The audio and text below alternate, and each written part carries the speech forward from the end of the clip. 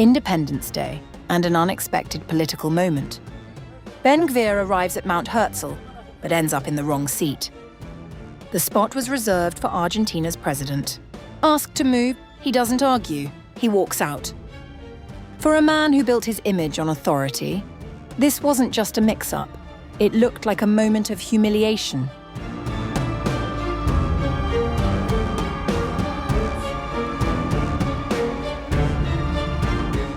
Israel's Independence Day had its share of pageantry, but for political observers, it also had a scene straight out of a Hollywood drama.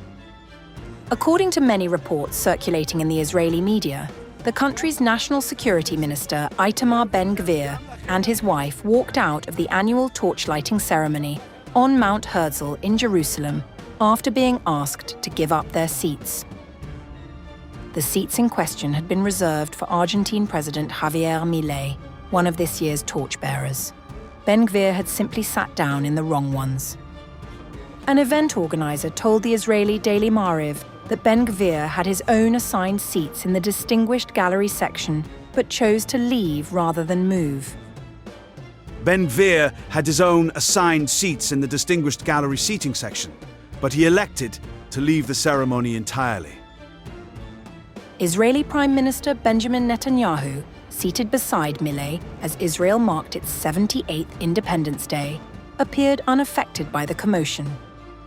The ceremony proceeded under the slogan, "Strengths of Renewal," with wounded IDF soldiers and their families welcomed to the stage.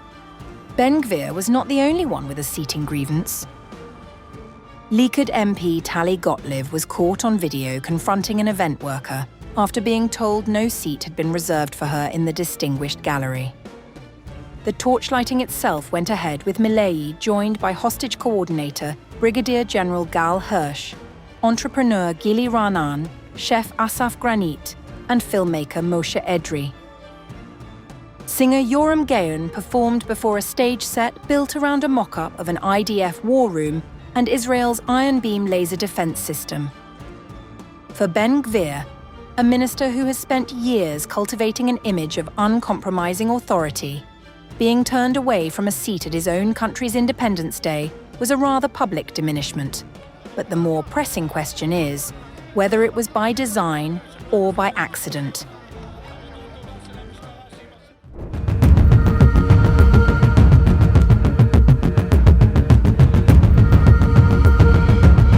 Israel's far-right National Security Minister Itamar Ben-Gvir was in the dock on April 15th, as the country's High Court of Justice heard petitions demanding Prime Minister Benjamin Netanyahu fire him. The hearing, held before an expanded 9-judge panel and closed to the public after past disturbances, centers on accusations that Ben-Gvir unlawfully interfered in police operations, manipulated appointments, and obstructed investigations, including attempts to block the promotion of a detective tied to Netanyahu's own corruption trial. Ben-Gvir, on the morning of hearing, showed no signs of contrition. Gali Baharav Miara says that I am deciding policy and changing the police. She is correct. I was elected to govern, not to be a potted plant. Israel's Justice Minister Yariv Levin, a key Netanyahu ally, went further, issuing a preemptive warning that the government would simply ignore any ruling against his colleague.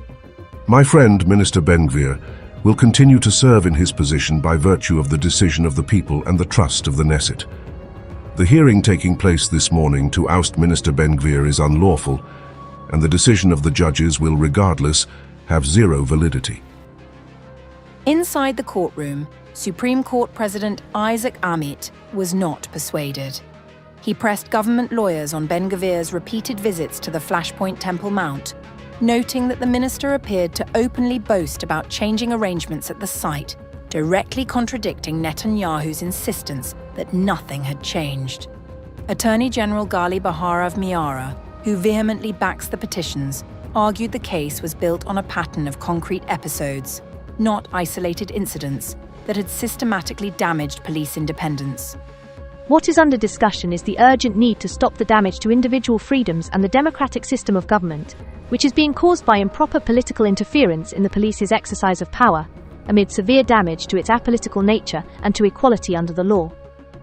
The court has not made its ruling yet. However, the questions on Netanyahu and his close allies have been on the rise, especially in the context of Gaza, Lebanon, and Iran.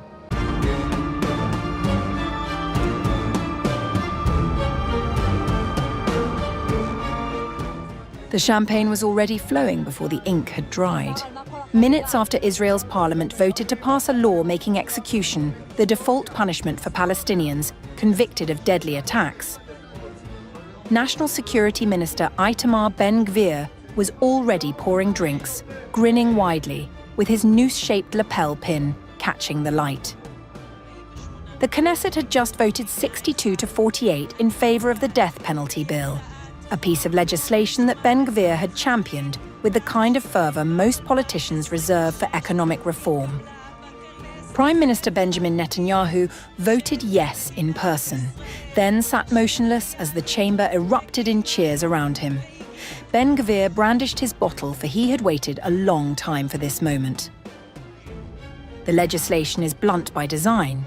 It makes hanging the default punishment for Palestinians in the occupied West Bank, convicted by military courts of carrying out deadly attacks classified as terrorism. Life imprisonment is permitted only under what the bill calls special circumstances. Executions are to be carried out within 90 days of sentencing, with a maximum extension of 180 days. Prisoners awaiting execution will be held in isolation, with no family visits, and legal consultations only by video link.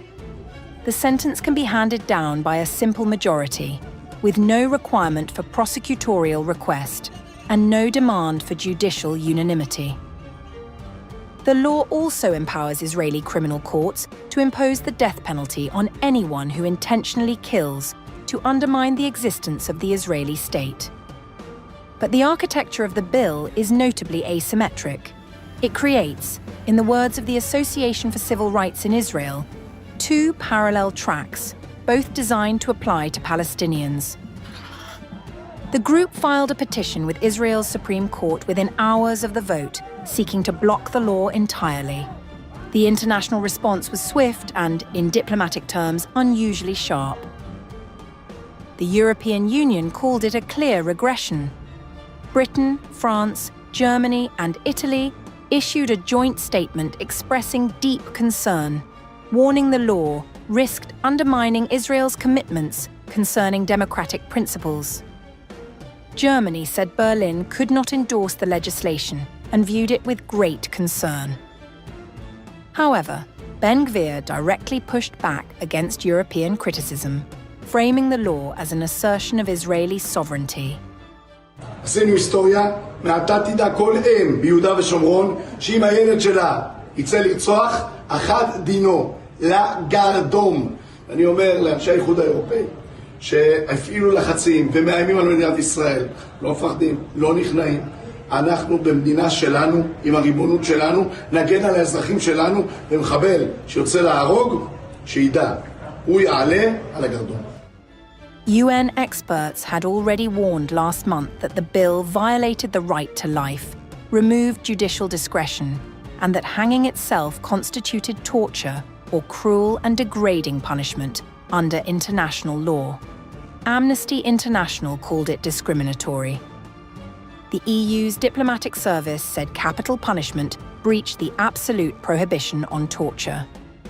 Palestinian President Mahmoud Abbas condemned the law as a breach of international law.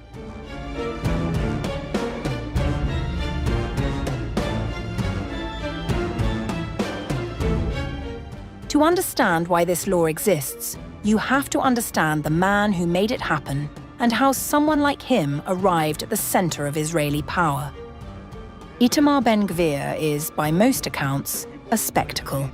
Disheveled, loud, perpetually unshaven, with his white yarmulke askew and his collar open.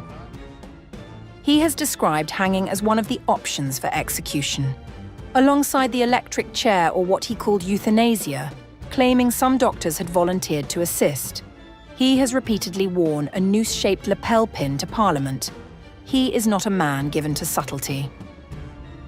He grew up in Mevaseret Zion, a suburb of Jerusalem, and as a teenager in the early 1990s began his political life as a follower of Rabbi Meir Kahane, an American-born extremist whose party Kach was eventually banned in Israel and designated a terrorist organization. When settler Baruch Goldstein massacred 29 Palestinians at a mosque in Hebron in 1994, Ben-Gvir called him a hero. Until recently, he kept Goldstein's portrait on his wall. In 1995, at age 18, he made national headlines by tearing the emblem off Prime Minister Yitzhak Rabin's car during a period of fierce right-wing agitation against the Oslo peace accords. Rabin was assassinated by a Jewish extremist weeks later. Ben-Gvir was deemed too extreme even for the Israeli military, which exempted him from service that same year. In 2007, Ben-Gvir was convicted of inciting racial hatred and supporting a terrorist organization. He then became a lawyer defending violent settlers, including 2 teenagers accused of burning a Palestinian family alive in the village of Duma in 2015. Ben-Gvir entered the Knesset in 2021. His religious Zionist party won 14 of 120 seats in the 2022 elections, 10% of the vote, and delivered Netanyahu's coalition the majority it had been unable to secure for 3 consecutive elections.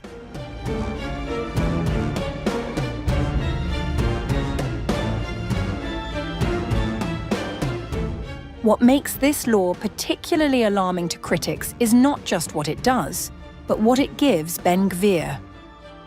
Under its provisions, executions require sign-off from a chain of security officials, including the National Security Minister. That minister is Ben-Gvir. He now holds veto power over whether a convicted Palestinian lives or dies, a position that, as one opposition lawmaker put it, makes him the man who will decide who lives and who dies. Military officials and legal ministries had warned before the vote that the bill could breach international law and expose Israeli personnel to arrest abroad. Those warnings went unheeded. From the podium just before the vote, Ben-Gvir delivered his verdict on history. From today onward, every terrorist shall know and the whole world shall know. He who takes life, the state of Israel will take his life. This justice needs to be seen and done, and starting tomorrow morning, with the help of the blessed God, it will be done. Israel has executed one person since its founding, Nazi war criminal Adolf Eichmann, in 1962. That record may not hold much longer. And the man with the bottle in his hand, the noose on his lapel, and the veto in his pocket is counting on it. Itamar Ben-Gvir, the man who had reportedly been killed in an Iranian missile strike in the early days of the ongoing war, has come back from the dead. And he cannot wait to kill the Palestinians.